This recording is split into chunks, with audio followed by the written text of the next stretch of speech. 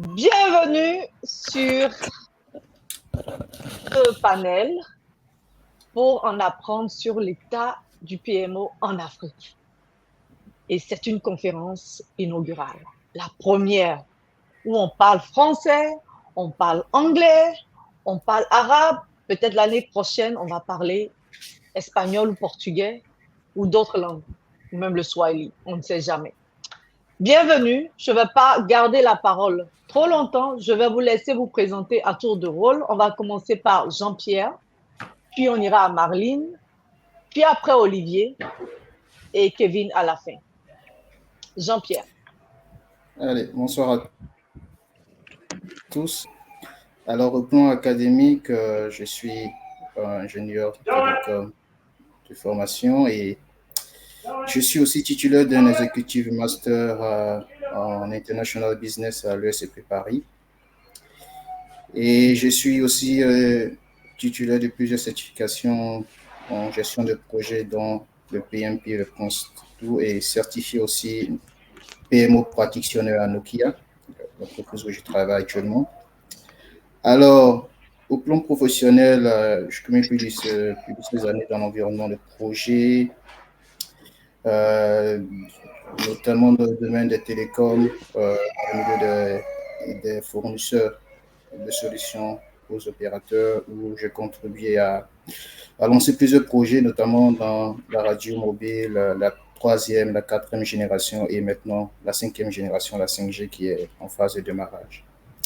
Alors, je suis un passionné de la gestion de projets et aussi de la technologie, et telles que l'intelligence artificielle et l'IoT, qui font partie d'un projet personnel sur lequel je travaille actuellement.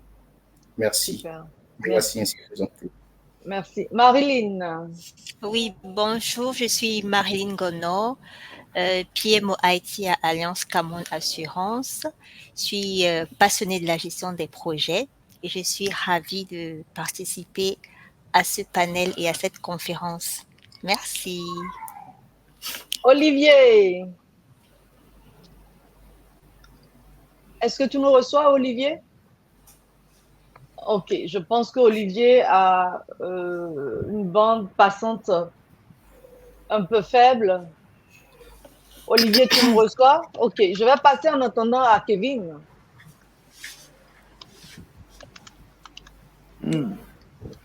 Est-ce que vous me recevez? Bonjour à tous. J'essaie toujours de voir pour mettre la lumière pour que vous me voyez. Il n'y a pas de problème. On peut te donner. Ok, super, c'est beau. Merci. C'est pas toujours top, hein, mais on va essayer. Alors, Ouais. donc je suis Kevin Kosga Insou, de nationalité tchadienne. Je suis cadre de banque. Je suis actuellement responsable des risques opérationnels à la filiale du groupe Coris Tchad. Bien avant cela, j'étais le responsable de transformation et organisation avec le groupe Société Générale, groupe auquel j'ai passé pratiquement 15 années. Avant cela, j'étais PMO pendant 7 années au sein justement de la filiale du groupe Société Générale, filiale du Tchad, auquel j'avais en charge la responsabilité de portefeuille d'un ensemble de projets. Sur le plan, peut-être aussi, dans cette démarche de présentation, j'ai quelques certifications que... Ok. On ne reçoit pas très bien Kevin. Ok, on va passer à Olivier. Responsable de projets et de PMO. Ok. J'ai fait aussi une certification en Lean Six Sigma, qui est une méthodologie de gestion des processus. Et tout dernièrement, j'ai fait aussi une certification en suivi et évaluation d'un projet de développement avec AFD. Donc, voici un peu brièvement une présentation sur moi. Merci. Merci beaucoup, Kevin. Olivier, c'est à ton tour. Olivier, tu nous reçois, Olivier? OK. Bon, comme Olivier ne nous répond pas parce qu'il a Oui, je vous reçois. Est-ce que vous me recevez? Est-ce que vous Tout me à fait. recevez? 5 sur 5. On te reçoit 5 sur 5. On te reçoit. Est-ce que vous me recevez? Oui, on te Oui, reçoit. oui. Oui. OK, c'est bien. Merci beaucoup. De rien. C'est bon. Si jamais vous ne me recevez pas, laisse-moi savoir parce que des fois, je ne sais pas si le problème est de mon côté ou de mes collègues. C'est beau. Pour moi, facile. Je suis Olivier Touadilaezou. Je suis de Smart Africa. Smart Africa, je suis en charge de Digital Trade and Services ou des services, du commerce et services numériques. Et puis, mon parcours, si je peux dire, avant, ça fait un bout que je suis à Smart Africa. Je suis un passionné de gestion de projet. Je suis membre et fondateur du chapitre de PMI du Rwanda et je suis le VP du développement professionnel. Dans mes projets, j'ai fait les projets de Smart Cities. Maintenant, je fais les projets du commerce numérique au niveau continental. J'ai fait les projets de télécommunications. J'ai fait les projets d'ingénierie ou de high-tech livrés sur 4 continents. J'ai passé une partie de ma vie, je dirais une partie de ma vie à dire en Amérique du Nord. Maintenant, je suis basé en Afrique et qu'est-ce que je fais? Ça me permet de travailler sur l'étendue de tous les pays africains parce que Smart Africa, comme entité, c'est déjà une alliance de 40 pays africains et puis 40 pays ouverts à tous les pays. Donc, ce qui fait que dans mon travail, je fais vraiment l'interlocution avec beaucoup de pays en Afrique et en dehors de l'Afrique. Parfait. Merci. Merci beaucoup. Et pour terminer, moi, je suis Sylvie, je serai votre modératrice aujourd'hui. J'ai plusieurs compagnies, mais vous n'avez pas aujourd'hui, l'heure, Sylvie? Est-ce que vous me recevez? Oui, on te reçoit. On te reçoit. On te reçoit. On te reçoit. On te reçoit. On te reçoit. Donc, moi, c'est Sylvie. J'ai plusieurs compagnies, mais aujourd'hui, le focus est sur Ovation Consult, qui est aussi sponsor de cet événement.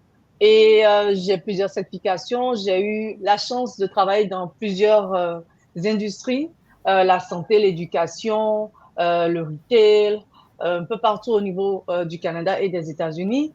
Et aujourd'hui, nous allons, en passant, j'ai aussi eu la chance de setuper plusieurs PMO pour certaines entreprises.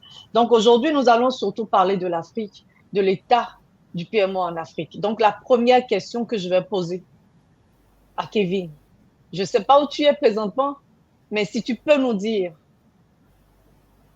c'est quoi l'état du PMO en Afrique, selon toi?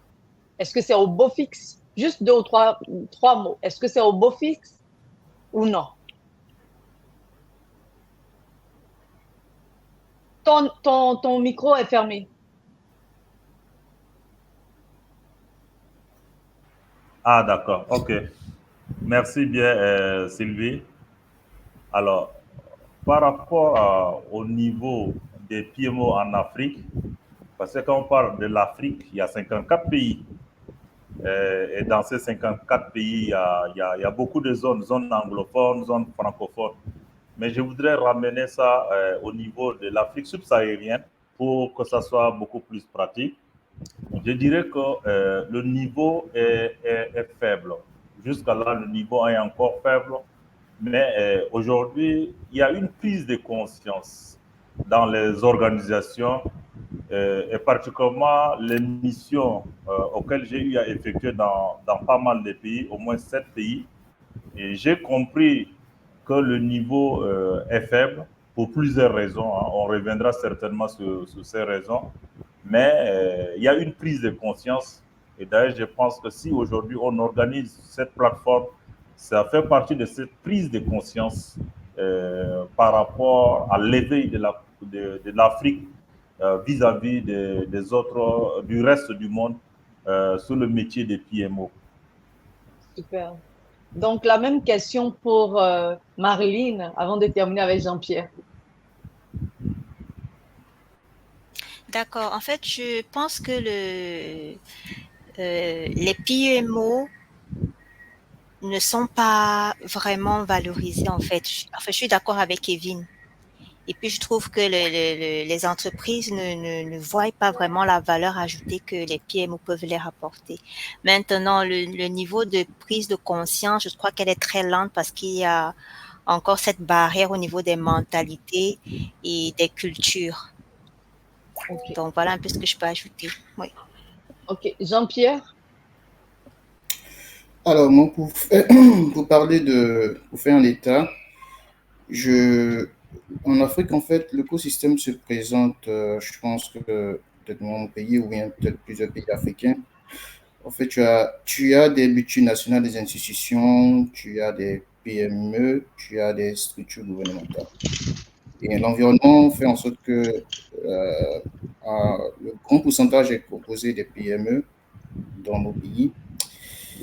Et le PMO est relativement, je veux dire, adopté dans les multinationales, voilà, qui travaillent dans divers secteurs, voilà, des entreprises qui viennent de l'extérieur, qui opèrent en Afrique. Généralement, dans ces entreprises-là, le PMO est adopté parce que ces entreprises ont très tôt travaillé sur des projets transverses. Donc, même étant en Afrique, vous trouverez au travers de ces entreprises-là des PMO qui existent. Par ailleurs, quand on prend l'autre état, tel que les PME et les structures gouvernementales, il est très faible, le niveau en fait d'adoption des PMO est très faible dans ces structures-là.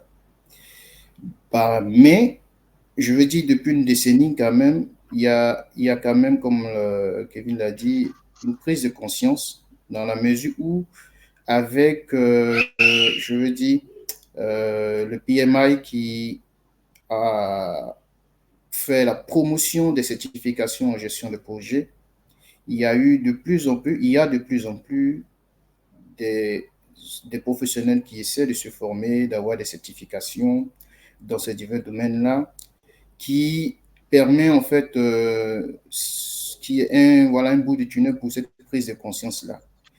Après, on parlera quels seront les défis pour la mise en place, bien qu'il y ait des compétences qui commencent à se créer à travers les certifications du PMI. Mais la picture globale, c'est que le PMO est majoritairement adopté par les multinationales et très peu par le secteur public et les PME. Super. Kevin, parce que c'est une question très importante. C'est quoi l'état du PMO en Afrique? Est-ce que c'est bon, c'est faible? C'est quoi selon toi? Pas Kevin, excuse-moi, Olivier. Ok, all right. Oui, C'est bon. Ok, la réponse directe, c'est que c'est faible. Les raisons Parfait. pourquoi c'est faible, c'est la mentalité, c'est qui est connecté aux connaissances. Et puis, comme Jean-Pierre l'expliquait, aussi savoir pourquoi l'utilité. Et il faut se doter des moyens. Parce que bien que le PMO, c'est quelque chose d'important, mais il faut le contexte pour ça. Pour en l'esprit d'entreprise, on investit dans quelque chose parce qu'on voit un retour sur l'investissement. Donc souvent, il faut vraiment avoir une grande structure pour voir l'importance de pouvoir d'investir à avoir un PMO. Donc c'est une des raisons pourquoi le PMO en Afrique, c'est toujours au niveau qui est faible à cause de tout ce contexte. Merci. Super. Super. Mhm. Là, on a fait le tour. J'ai beaucoup de questions à vous poser. On n'a pas beaucoup de minutes, donc on va essayer de réduire le temps de participation à maximum une minute. Question de pouvoir vraiment faire le tour et donner une bonne idée à nos participants. Alors, on a parlé de l'état du PMO. Vous avez tous été dans la même direction, que c'est faible. Mhm. Et Mhm. Olivier, tu as introduit le mot mentalité. Et moi, Mhm. j'aimerais parler de la culture un tout petit peu. C'est sûr que Mhm. rapidement, pensez-vous Mhm. que la culture est un obstacle pour l'implémentation du PMO en Afrique? Mhm. On va commencer par Olivier, vu que tu as parlé mentalité. De mentalité. Ok. Écoute, c'est bien de revenir à la mentalité. Parce que, pourquoi on doit avoir un PMO?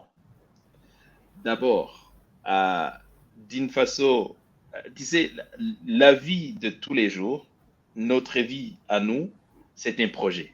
Mais souvent, on ne s'aperçoit pas. Mais si tu regardes vraiment aux étapes de la vie, ça correspond exactement aux étapes d'un projet. Il y a l'initiation comme il y a le closing. OK, à partir avec toutes les autres étapes. Mais pour la situation dans la plupart de l'écosystème africain, si je peux dire, même apercevoir la gestion de projet comme un métier ou une profession, c'est toujours un problème. Donc, tant qu'on aperçoit qu'être un gestionnaire de projet, c'est une position plus qu'une profession, il y a beaucoup de choses qui tombent dans la mentalité. Donc, la réalité, c'est que la mentalité ou la culture ne le permet pas parce qu'il nous manque de connaissances.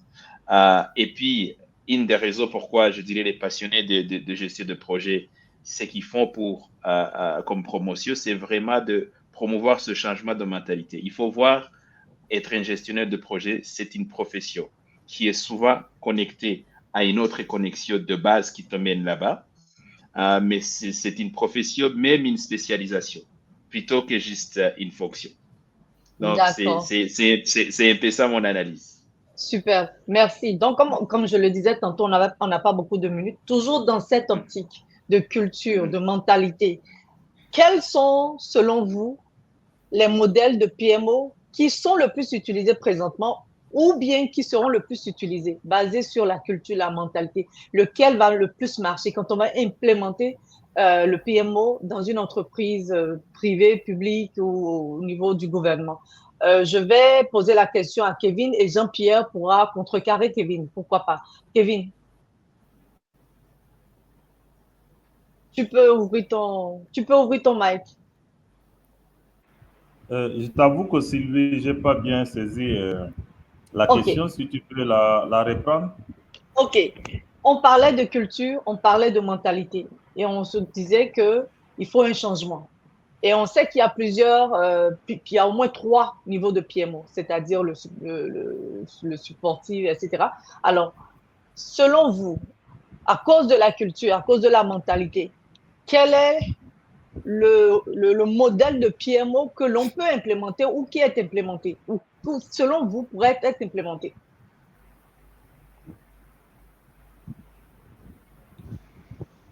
OK. Oui, déjà, avant peut-être de répondre à la question, je vais peut-être dire 2 mots sur ce qui avait été dit par Olivier et par toi-même, Sylvie. Au niveau, au-delà, ou bien en plus de la culture, il faut dire que le niveau de développement du pays est un des facteurs qui ne permettent pas d'implémenter les PMO dans les organisations en Afrique, et comme je le disais à la jeunesse, en Afrique subsaharienne. Mais il y a aussi justement la maturité même du secteur. C'est vrai qu'aujourd'hui, on parle beaucoup plus des banques comme mon secteur d'assurance, des industries, etc. Donc, pour ce volet, il y a encore de nombreux d'efforts à faire à ce niveau. Ça, c'est mon complément par rapport à la question précédente.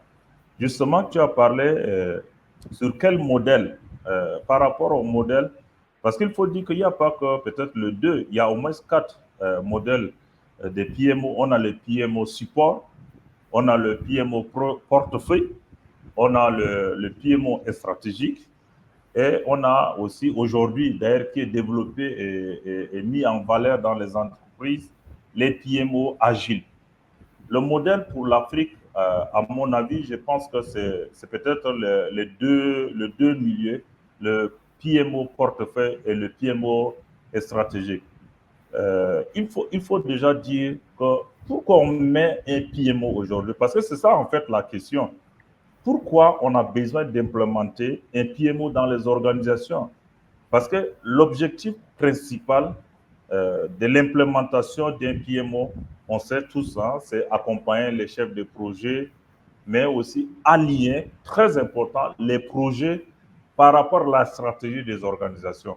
Ça, c'est très important pour plusieurs raisons, pour augmenter la productivité, pour réduire le coût, parce que ça vient en fait renforcer, donner l'avantage ou mettre un tonus pour qu'on doit implémenter un PMO dans les organisations, parce qu'un PMO va certainement faire des reportings sur des projets et situer les écarts et corriger ces écarts. Parce qu'aujourd'hui, les projets, ça je le dis franchement, dans les institutions privées, sont pas très bons et à plus forte raison dans les organisations publiques telles que dans le gouvernement, etc.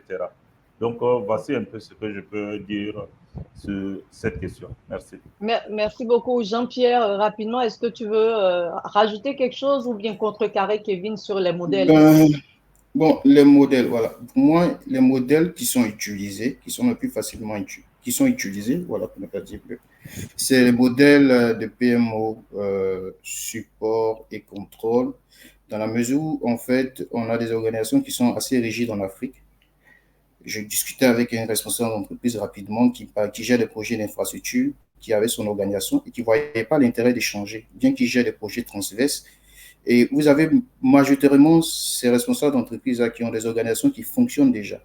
Ils ne voient pas pourquoi aller investir en modifiant leur organisation ou en changeant quelque chose qui marche, qui génère déjà des revenus et la rentabilité. S'ils doivent, c'est pour ces entreprises, pour celles qui les utilisent, ils vont utiliser plus facilement, par exemple, des PMO support pour être que des coordonnateurs de projet ou des soutiens pour des chefs de projet. Par contre, qu'est-ce que devrait être utilisé? À cette question-là, je répondrai comme Kevin l'a dit, il faut aller vers le niveau stratégique en mettant des PMO, portefeuille par exemple, et aussi aller avoir beaucoup d'agilité dans la mesure où aujourd'hui nous faisons face à beaucoup de changements dans le monde entier face aux différents secteurs. Voilà ce que je voudrais ajouter. D'accord. Donc, pour continuer, je dirais, on ne peut pas parler de PMO sans ne pas parler de projet. Mais avant d'attaquer vraiment les projets, parce que je pense que peut-être que les problèmes seront similaires, à part la culture et la mentalité, quels sont les défis auxquels les entreprises font face lorsqu'il s'agit d'implémenter le PMO? On va aller à Olivier. OK. So, là, je pensais que tu allais commencer avec Marlene. Non. C'est bien. Écoute, les défis, exactement comme mes collègues l'ont dit, c'est d'abord, le PMO doit être là pour, je dirais, s'assurer que tous les projets sont alignés avec la stratégie d'une organisation. Donc, le premier défi, c'est la gestion du changement. Okay. Ça, qui amène un concept nouveau dans un environnement qui n'est pas habitué à ça. Il faut te préparer à comment tu dois gérer ce changement pour pouvoir implémenter le changement. Ça, c'est le premier défi. Donc, deuxième défi, maintenant, comme tu fais face à la gestion du changement, où tu dois être vraiment efficace, il faut aussi avoir les compétences.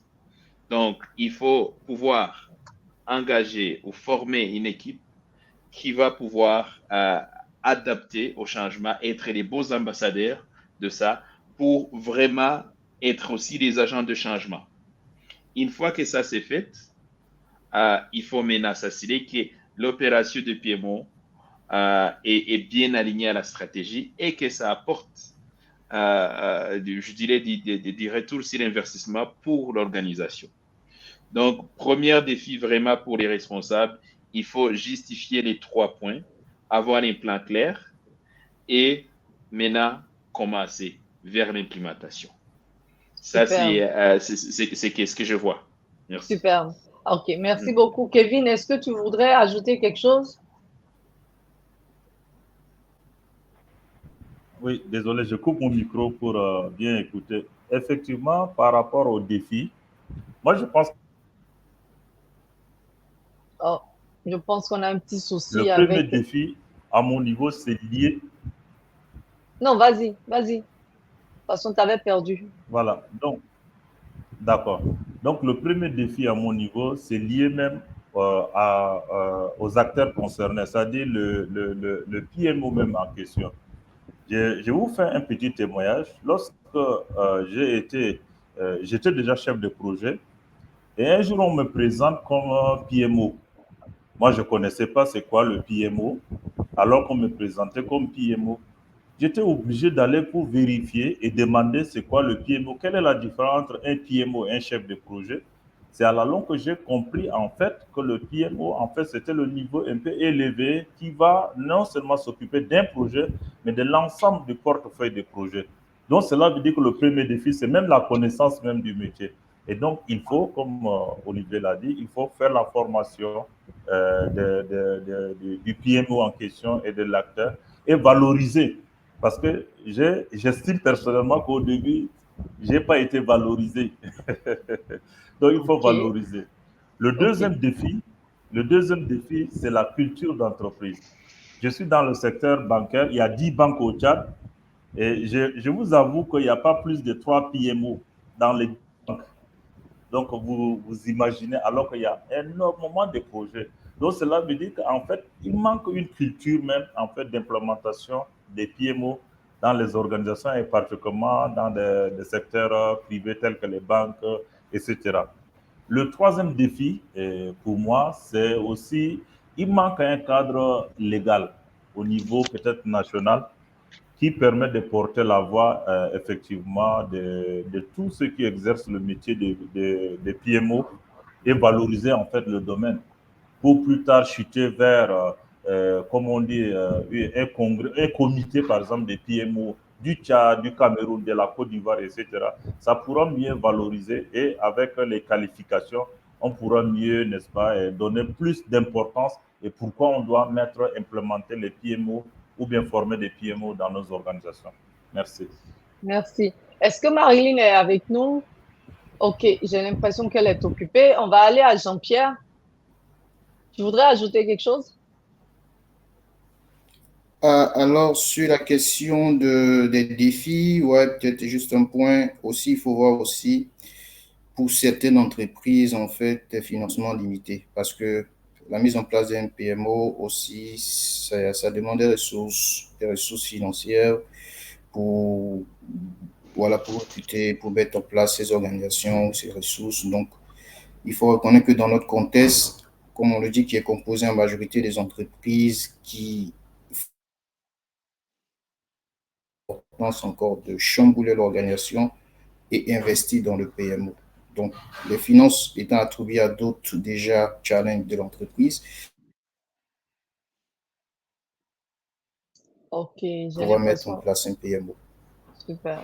D'accord. Merci beaucoup. Toujours dans cette optique, donc on va continuer comme ça. Kevin a touché, on a parlé des défis, on a parlé de la culture, on a parlé de la mentalité.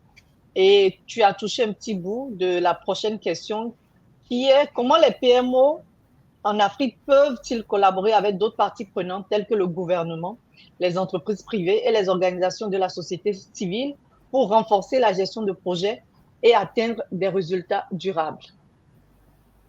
Je pense que Marlene est toujours occupée. On va commencer par Olivier. Mhm. Donc, c'est bon.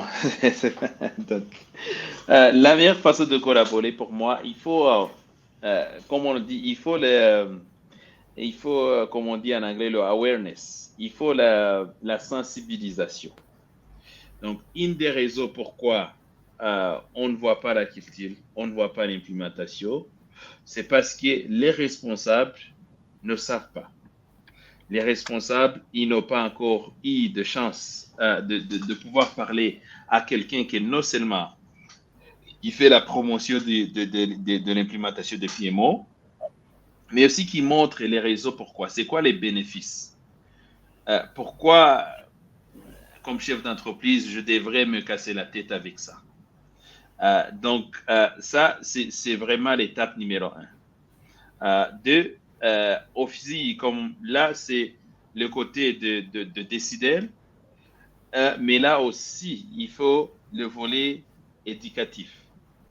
Parce qu'il faut que cette culture, de plus en plus qu'on a ça, disons, dans les jeunes, dans les étudiants ou dans les jeunes diplômés et tout ça, que les gens sachent l'importance de ça et pourquoi. Et il faut exactement montrer c'est quoi la différence entre un professionnel et puis quelqu'un qui occupe une fonction quelconque, qui est appelé le titre PMO ou le titre Project Manager, mais que ce n'est pas nécessairement qu'on s'attend à avoir un professionnel dans ça. Donc, cette collaboration doit vraiment aller à ces 3 niveaux. S'il faut avoir des résultats, il faut que toutes les parties prenantes comprennent la raison pourquoi. Super. Merci. Jean-Pierre, avant d'aller à Kevin, Jean-Pierre. Alors, en termes de collaboration avec, je veux dire, avec les gouvernements ou des organisations de la société civile, ce qu'on peut faire, en fait, c'est de mettre en place des partenariats. Voilà. En fait, on peut voir que dans nos environnements, il y a des organisations de patronat, parce que la mise en place d'un PMO nécessite un sponsor, un leadership exécutif qui veut bien sponsoriser la mise en place d'un PMO et assurer sa réussite.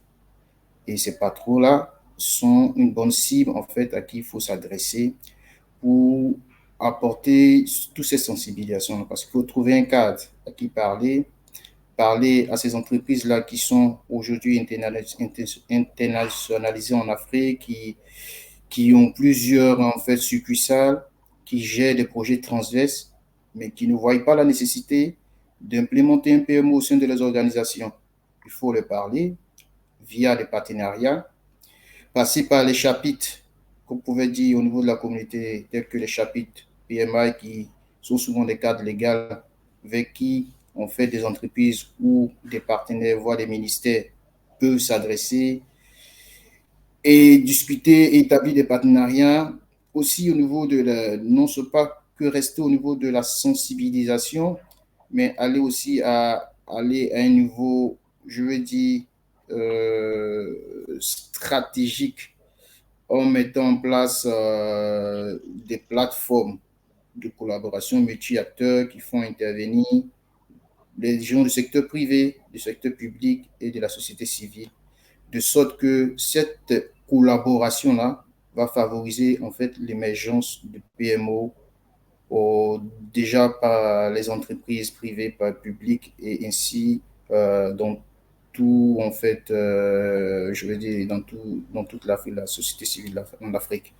Et il faut impliquer les ONG, il faut impliquer tous les acteurs qui sont locaux, qui sont en fait dans cette plateforme collaborative qui existe, les ONG, que ce soit en fait, et qui touchent tous les domaines politiques, qui touchent les domaines industriels, qui touchent les domaines bancaires, qui touchent les domaines financiers.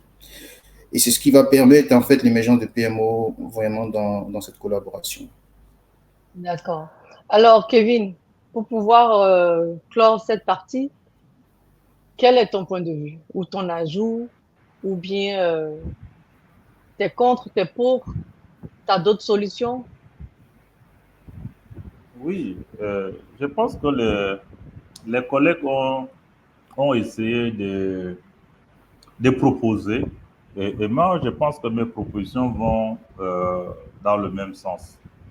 Vous savez, par moment, je suis professeur vacataire dans certaines universités privées ici au Tchad, et j'enseigne sur la conduite du changement en management et puis dans les projets.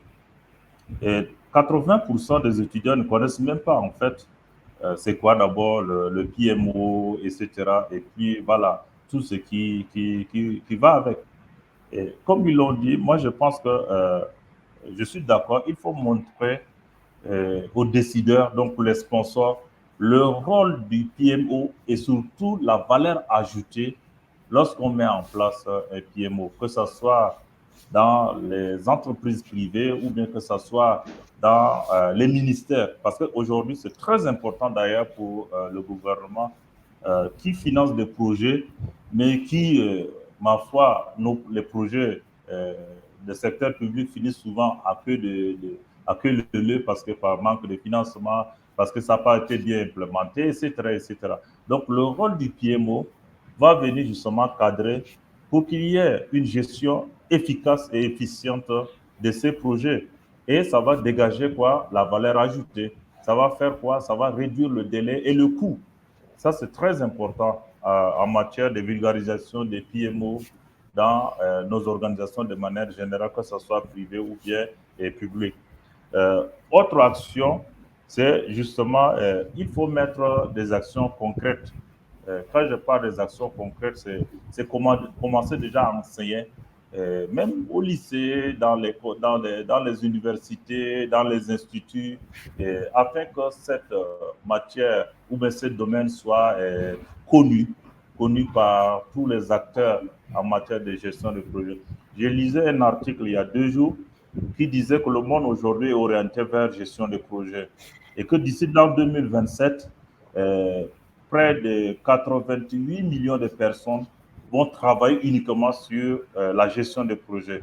Si ce chiffre est réel, cela veut dire qu'il y a un travail de vulgarisation. Parce que quand on parle de gestion de projet, c'est le financement, que ce soit par les collectivités locales, les ONG ou bien le ministère. Il faut qu'il y ait, n'est-ce pas, cette maîtrise des coûts et de financement dans les activités. Et moi, je donnerais aussi un conseil pour les partenaires, surtout avec les gouvernements, c'est d'implémenter obligatoirement un PMO lorsqu'ils financent, par exemple, des projets. Ça fait partie des facteurs clés de succès. Voici ce que je peux ajouter. Merci. Super. Maintenant, je vais rapidement faire un retour en arrière, juste pour situer. On a parlé de culture. Moi, j'adore la culture. Dans quel sens? Parce que c'est que ça impacte beaucoup tout ce qu'on fait en matière de gestion ou de PMO en Afrique. On a parlé de sensibilisation. On a parlé un peu de défis. On a parlé aussi un peu de l'état du PMO. Et Kevin a vraiment touché ma prochaine question qui concerne les compétences et les ressources clés nécessaires pour établir et maintenir un PMO efficace en Afrique. Donc, toujours pour continuer dans cette lignée, j'aimerais sortir un tout petit peu. Tu as parlé de sensibilisation, d'éducation et tout. Quel est selon toi le niveau, c'est-à-dire par où devrait-on commencer? Est-ce qu'on doit commencer par le primaire, par déjà former les futurs PMO au niveau du primaire, ou bien on s'en va au secondaire, ou bien on s'en va au collège ou à l'université? C'est quand le meilleur moment pour inclure à la jeunesse cette sensibiliser plutôt la jeunesse sur cette histoire de gestion de projet. Comme j'aime toujours parler de gestion parce qu'il n'y a pas de PMO sans gestion de projet. Donc, qui voudrait se lancer ou se jeter sur cette question? Kevin, Olivier, Jean-Pierre, qui voudrait prendre la parole? Je vous aurais Ok. perdu. Oui, allô? Oui, Oui, ben, vas-y. je me lance parlant de compétences en fait nécessaires pour la mise en place d'un PMO. Je pense que c'était là la question. Oui. En fait, pour les compétences, je vais dire en fait les compétences en gestion de projet, il faut avoir bon, les compétences nécessaires, il faut avoir les compétences, les ressources humaines, les ressources financières, les ressources technologiques également. Et la cible devrait être, je veux dire, pour parler de gestion de projet dans sa globalité, la cible devait être aujourd'hui le volet académique dans toute sa globalité. Parce que, en fait, les projets sont inhérents à la vie de tout être humain. Voilà. Donc, on mène des projets à toute étape de nos vies. Et il serait intéressant de mettre cette culture de projet-là dans le volet académique. Alors, lorsque on arrivera dans le volet professionnel, alors il sera facilement aisé de savoir que demain, des gens qui ont déjà reçu des compétences à comprendre que tout ce qu'ils font comme activité, comme action, ou qu'ils implémentent peut faire référence à leur projet. Si demain, ces personnes sont des leaders ou des chefs, OK. facile pour eux de pouvoir mettre en place toute cette technicité-là, tout ce gros bagage de mise en place de PMO et tout ça. Si j'ai bien saisi la question. OK. Olivier, tu veux reprendre? Oh, oui, Je vais avoir une approche un peu différente. Ok. Je J'adore. m'explique. Bien que l'éducation, c'est important, mais aussi en étant pratique, le métier ou la profession de gestion de projet, c'est vraiment, pour moi, ça doit être une spécialisation plutôt que la fondation. Donc, c'est bien de former quelqu'un qui va être un gestionnaire de projet. Si tu veux en commencer depuis le début, il faut donner aux gens, aux élèves, aux enfants, la notion de projet dans la vie. Mais d'abord, un projet, c'est pour accomplir quelque chose. Et un projet, c'est normalement d'une vocation temporaire. On veut construire une maison, ça commence quelque part et ça finit quelque part. On dit le projet est fini, on passe à un autre. Donc ça, c'est la nature du projet. Mais pour avoir un bon gestionnaire, il faut que ce soit cette personne qui a déjà été dans la vie de l'implémentation de projet, de l'élaboration de projet. Et là, pour dire, écoute, comme vous avez déjà de l'expérience ou vous avez été exposé aux différents projets, dépendamment de quel domaine, il faut savoir que c'est mieux de pouvoir maintenant savoir comment les gérer. Parce qu'un gestionnaire de projet qui n'a jamais fait un projet d'ingénierie, par exemple, ça serait très difficile que ce soit un bon gestionnaire d'un projet d'emballage d'électricité. Bien que les concepts sont là-bas, il faut savoir où ça commence et où ça doit arriver pour que le gestionnaire de projet ne soit pas un coordonnateur de juste communication. Donc, ce qui fait que l'éducation doit vraiment se faire à quelqu'un qui a déjà commencé les étapes ou les activités professionnelles au niveau pratique. C'est là, de mon avis, c'est là que ça devient efficace. Si je peux dire. Ouais. D'accord. Je sais que Marie nous a perdu un tout petit peu. Avant de lui donner la parole, on va aller à Kevin. Voilà ce que Jean-Pierre a dit et voilà ce qu'Olivier a dit. Ils ont eu deux réponses. En tout cas, leurs opinions sont différentes. Essaie de statuer là-dessus.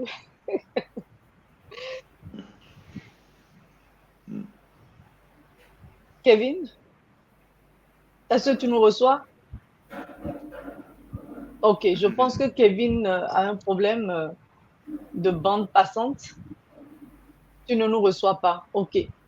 Bon, d'accord. Dans ce cas, ce qu'on va faire, c'est qu'on va aller à Marilyn. Est-ce que Marilyn, tu nous entends? Oui. Okay. Oui, je vous entends. Attends un moment. Je serai au milieu. Vas-y, oui, vas-y. Je disais peut-être que je... Allô? Oui, vas-y. Oui, on t'écoute. Allô? Oui, on t'entend. On t'écoute. Tu peux aller, tu peux parler. Allô? Oui, allô? on t'entend. C'est beau. On t'entend. C'est beau. Eh bien, dis donc, ça, c'est un autre défi. On te reçoit 5 sur 5. 5 sur 5, c'est beau. Oui, je disais, en fait, je serai au milieu. OK. D'accord, très bien. Je disais que je vais être au milieu. D'accord, très bien. Je disais que je vais être au milieu. Et mon point va...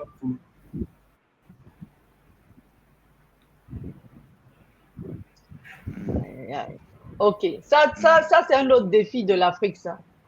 De la connexion Internet. Il faudrait en parler. Vous êtes tout chef de PMO, là. Comment... On va en parler, en tout cas, avant la fin de cette émission.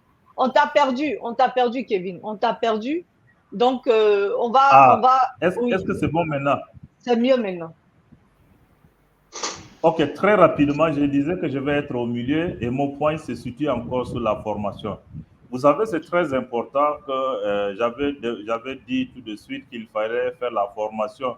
C'est pas qu'on forme des ingénieurs en gestion de projet, mais une formation light, au moins un niveau de base. Je vais vous raconter une anecdote.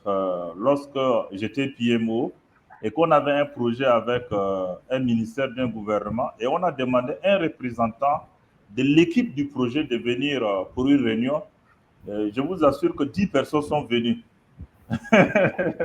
10 personnes sont venues. Et vous savez pourquoi? Parce qu'ils ont dans la tête que c'est la banque qui a appelé, donc il y a de l'argent. Donc, en fait, ils n'ont même pas une idée de c'est quoi un projet, quelles sont leurs parties dans la gestion de ces projets.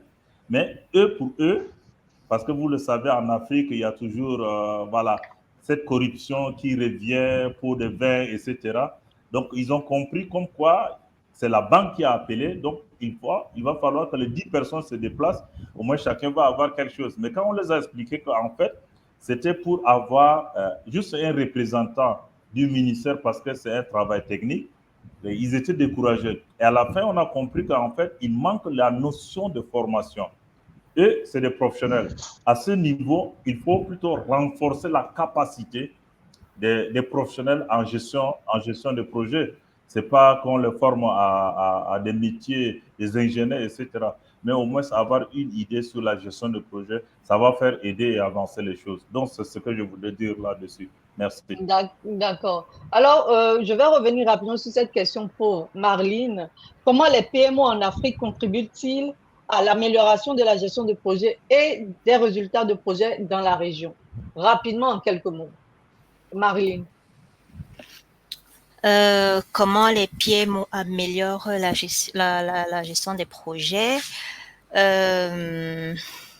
Disons que pour que les PMO améliorent efficacement la gestion des projets, selon moi, ils doivent travailler sur la gestion des personnes. Parce que selon moi, il y a toujours un gros problème au niveau des mentalités et des cultures. Donc, si le PMO ne prend pas en compte les différences de culture, les différences de personnalité, parce que déjà gérer les projets en entreprise en général, par exemple, particulier, on fait appel à plusieurs types de personnes, plusieurs prestataires, plusieurs, voilà, comprendre et à les objectifs. Donc, voilà un peu selon moi. OK. Et alors, parlons d'éducation, de sensibilisation. Quel est ton point de vue là-dessus, concernant les PMO? Rapidement. Je n'ai pas compris. Tu me reçois. OK. On a parlé de sensibilisation, on a parlé. Bon, je vais essayer de résumer rapidement. Oui. On a parlé d'état de PMO, on a parlé de culture, de mentalité, on a parlé de défis, on a parlé voilà, comment pour implémenter. Selon toi, quel est ton point de vue sur la question de l'éducation? Parce qu'on peut implémenter, mais il faut quand même, on n'en a pas beaucoup, on sait que le taux est faible. Alors, il faut former, il faut sensibiliser autant le gouvernement ou les entreprises qui ont plusieurs projets et qui n'ont pas un bureau de PMO. Alors, selon toi, est-ce que tu es d'accord avec tout ce qui a été dit par Jean-Pierre, Olivier et Kevin à propos de l'éducation? Parce qu'ils ont tous les trois eu différents points de vue. Et Kevin est juste au milieu. Jean-Pierre, lui, je vais dire qu'il est à l'est. Et Olivier, à l'ouest. Je sais qu'on a parlé des fondations. L'autre a dit qu'il n'était pas d'accord au niveau des fondations. Moi, je suis plutôt d'accord au niveau du fait que la gestion doit être inculquée à la base. Pour moi, quand on dit PMO, on dit gestionnaire déjà d'office. Et maintenant, avec le temps, on peut se perfectionner parce qu'il y a plusieurs types de projets. Sinon, selon moi, la base, c'est qu'on doit inculquer la notion de gestion. OK. Donc, voilà un peu. Est-ce qu'Olivier, tu voudrais ajouter quelque chose? Je t'ai vu... Non, je comprends pourquoi on a les points de vue différents. Tous les points de vue sont valides. Oui. Moi, je parle beaucoup plus en venant du sens de l'expérience. Okay. Étant je dirais, dans la fondation vraiment de PMI et par là avec souvent des ATP et même regardant, je dirais, le métier grandir, ce que j'ai remarqué, c'est qu'il y a beaucoup de gens qui vont être certifiés comme gestionnaires de projet. Mais ceux qui réussissent à avoir ça comme profession, c'est souvent ceux qui ont déjà été en contact avec différents projets avant d'aller pour la certification. Parce que le temps de la certification, ils savent pourquoi et pourquoi ils en ont besoin.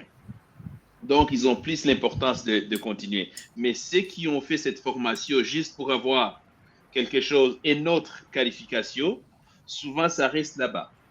Qu'à un moment donné, je dirais même quand ils les rencontrent, ce n'est pas cette profession où ils s'est entraîné, qu'ils sont certifiés, ce n'est pas dans leurs habitudes. Donc, c'est pour ça que je dis, c'est mieux pour ce type de spécialité, c'est mieux de former quelqu'un qui a déjà commencé un certain parcours. Ok. D'accord. Alors, juste un additif, pardon, Sylvie. En fait, je pense que nous sommes tous complémentaires et que c'est une complémentarité, en fait. On a des différentes cibles. Il y a la cible des professionnels, cible de ceux qui ne savent rien en gestion de projet. Donc, en fait, ça doit être adressé à chaque cible et avec un objectif bien précis. Voilà. Moi, je pense que, si vous me permettez, je pense que ça reflète très bien l'état du PMO en Afrique. Très, très bien. Tout ce que vous dites présentement, oui. Parce que vous vous complétez, mais vous avez chacun votre domaine. Donc, votre point de vue nous permet quand même, et surtout aux participants, de voir et de comprendre mieux l'adoption du PMO en Afrique. Donc, parlant de cela, avez-vous des exemples concrets de succès que des entreprises comme le gouvernement, s'ils n'en ont pas implémenté encore, ou des entreprises privées peuvent suivre et avancer ou implémenter? Kevin? Des exemples de succès. Tu peux y aller, Jean-Pierre, si tu veux. Des exemples de succès.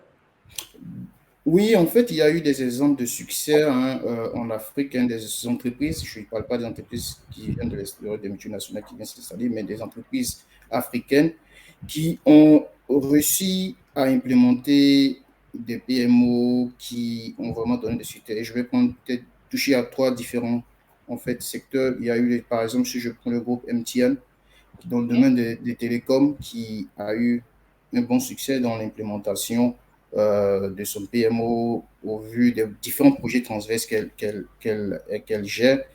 Et cela, le succès est parti de l'engagement de la direction, que la direction y a mis pour pouvoir supporter cette mise en place de cette PMO-là. Aussi la flexibilité et l'adaptabilité que ce PMO-là a eu au sein de ce groupe-là. Et d'autres secteurs, par exemple, dans les recherches, voilà, par rapport à un secteur public tel que la Kenya Revenue Authority, qui a aussi mis en place un PMO qui a eu du succès dans un projet de modernisation des systèmes fiscaux. Et ce succès-là vient du fait que ce PMO-là a pu mettre en place en fait des parties prenantes, que ce soit impliquant les différentes parties prenantes, y compris les contribuables, les employés.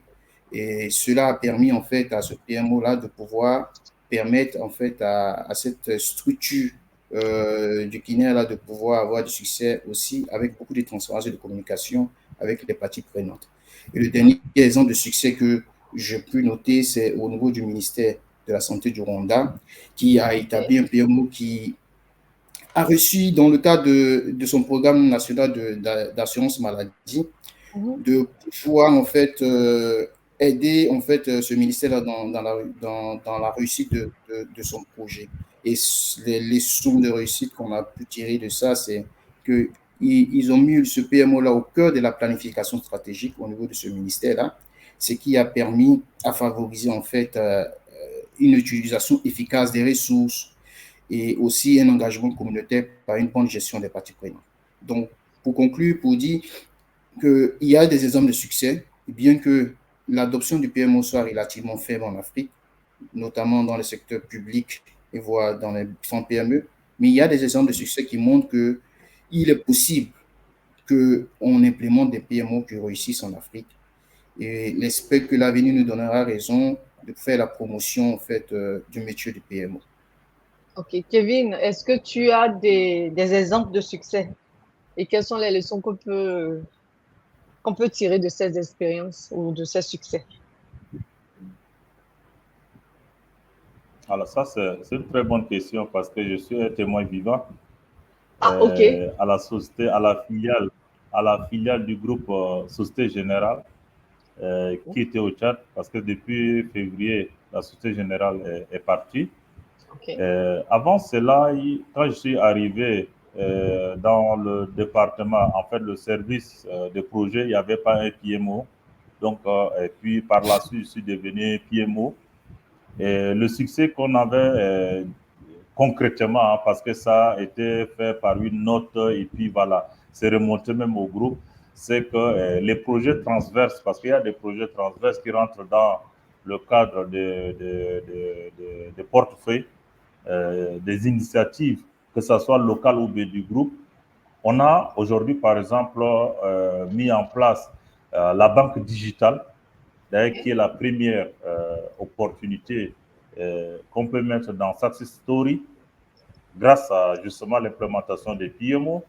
Les processus, aujourd'hui, on a digitalisé les processus, ce qui fait que ça réduit en même temps le délai, par exemple, de mise en place des crédits, etc. Autrefois, c'était manuel. Donc, ça, c'est grâce à, justement à l'implémentation des PMO. Mais cela n'est pas seulement propre à la banque. Il y a aussi dans le secteur telco qu'on a vu, parce que j'ai des amis là-bas. Donc, c'est pour dire un peu, il y a quand même des success stories via l'implémentation ou bien l'adoption des PMO dans les organisations. Et ceci est parlant parce qu'on voit concrètement le pilotage de bout en bout de projet jusqu'à l'implémentation et la valeur ajoutée. Et tout le monde mesure cela parce qu'en termes de KPI ou de KRI, cela est mesurable et on peut mettre ça à l'actif justement des PMO. J'aurais voulu te poser d'autres questions, mais je vais aller à Olivier pour qu'il me dise, lui, qu'est-ce qu'il a comme succès ou qu'il a vécu ou entendu qu'il voudrait partager. Écoute, les success stories, comme tu dis, il y en a beaucoup. Il y en a beaucoup, que ce soit dans le privé, dans le public, et même dans je dirais dans les organismes non gouvernementaux. Mais qu'est-ce qui détermine le succès? Tant que l'exécutif chapeaute l'initiative et qu'il y a un sponsor, tant que la stratégie est claire, c'est facile de pouvoir avoir le succès. Exactement, le plus d'organisations qui sont structurées pour opérer vraiment où, je dirais, les résultats ou le succès, il faut y avoir les gens qui sont responsables, qui sont accountable. C'est facile. Comme mon collègue Jean-Pierre l'a mentionné, au Rwanda, il y a beaucoup d'exemples, pas seulement même au ministère de la Santé. Il y a beaucoup d'exemples, mais c'est parce que la mentalité, les institutions gouvernementales, ils tendent à fonctionner de plus en plus comme le privé. Dans le domaine des télécommunications, un peu partout, ça c'est déjà quelque chose qui est habitué parce que les gens, ils vont après les mêmes principes, après les projets semblables. Donc, c'est la prédictabilité est facile. Dans le domaine de l'énergie, encore, ça, c'est très possible. Dans le domaine de la construction, c'est très facile que le succès soit là-bas, tant que l'exécutif comprend pourquoi. Donc, ça, c'est vraiment ma réponse. Il peut y avoir, il y a beaucoup d'exemples. Ce n'est pas seulement un ou deux. Il y a beaucoup d'exemples, mais il y a des prérequis. Et le premier prérequis, c'est est-ce que l'exécutif comprend pourquoi et il est prêt à chapeauter l'initiative? Ça, c'est bien, ça, c'est là, on est déjà au bon point. Ça, c'est bien, mais en même temps, j'étais un peu surprise parce que entendre un peu ce qui se passe parlant de l'état du PMO en Afrique et qu'il y a beaucoup de succès, je ne sais pas, peut-être que c'est le jeu de mots, beaucoup de succès ou juste assez de succès, c'est-à-dire les quelques organisations qui ont pris le devant et qui les ont implémentées. Parce qu'en matière de Kevin, qui dit à la Société Générale qu'il a eu la chance d'implémenter, d'avoir du succès, ma question est de savoir maintenant, ça a été un succès. Est-ce qu'il y en a d'autres qui vous ont suivi? Est-ce que tu as été approché par d'autres PMO ou d'autres, disons, PMO en herbe pour pouvoir en apprendre de toi et implémenter? Et c'est quoi ces entreprises-là? Est-ce que c'est dans le domaine bancaire? Est-ce que c'est au niveau gouvernemental? Est-ce que c'est quoi exactement? Parce que là, j'entends un peu Olivier, et ça, je me questionne parce qu'Olivier dit beaucoup de succès, mais tu m'as donné des exemples. Jean-Pierre m'en a dit aussi. Alors, j'aimerais ça savoir. Kevin. Oui.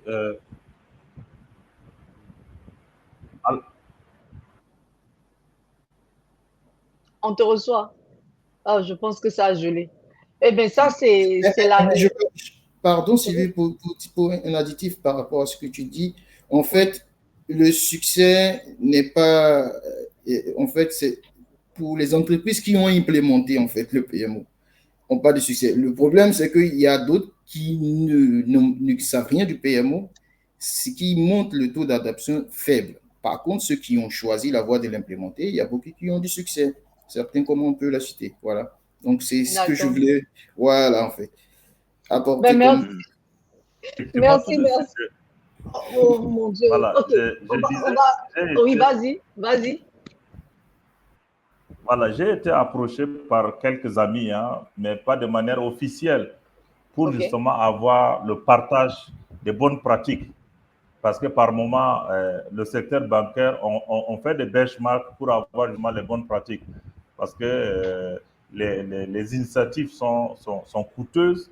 Donc, il est plus simple de voir, par exemple, s'il y a une organisation bancaire ou une institution bancaire qui a déjà mis en place un certain nombre de projets ou bien de structures, c'est plus simple lorsque ça ne rentre pas vraiment dans le domaine de la concurrence d'avoir le partage de bonnes pratiques. Oui, j'ai eu à être approché par certains collègues, amis, parce que justement, on a estimé qu'il n'y avait pas une maturité pour peut-être leur implémenter un PMO chez eux. Mais grâce à cela, je ne dirais pas, est-ce que c'est suite à ça qu'il y a eu implémentation? Non, mais au moins, certaines informations ont contribué quand même. Et par la même occasion, je voudrais peut-être toucher l'intervention d'Olivier pour dire qu'un PMO n'attend pas seulement que l'information vienne. PMO propose aussi. Et dans le cadre de quand j'ai piloté un peu, je faisais des propositions parce que la direction, tout le temps, attendait à ce qu'on propose. Et aujourd'hui, je peux vous assurer que beaucoup de directions attendent plutôt des gens qui proposent des solutions, pas attendre simplement des guidelines. Voilà. Merci. Ok, d'accord. Merci beaucoup, Kevin. C'est une belle discussion qui a commencé par prendre. Malheureusement, ça finit en queue de poisson parce qu'il y a beaucoup de questions. Ça devenait de plus en plus intéressant. Ça a commencé timidement, mais ça a commencé par s'échauffer là, right now. Malheureusement, on va s'arrêter. C'est le dernier panel de la journée. Après cela, c'est le closing. J'espère que vous serez des nôtres. Merci aux participants. Merci à Marlene qui n'a pas trop participé parce qu'elle était occupée à répondre à quelque chose de plus important. Jean-Pierre, merci infiniment de ta participation. Merci. Olivier, merci. Kevin, merci. Je demande à nos participants de vous rejoindre directement sur LinkedIn et de continuer la discussion avec vous autres. Ça me fera plaisir et ça leur fera plaisir. Merci à tous. Merci. À la prochaine. Merci. Et, à la prochaine, merci. À la prochaine. Bonne soirée. Bonne soirée. Ah oui. Bonne soirée. Merci.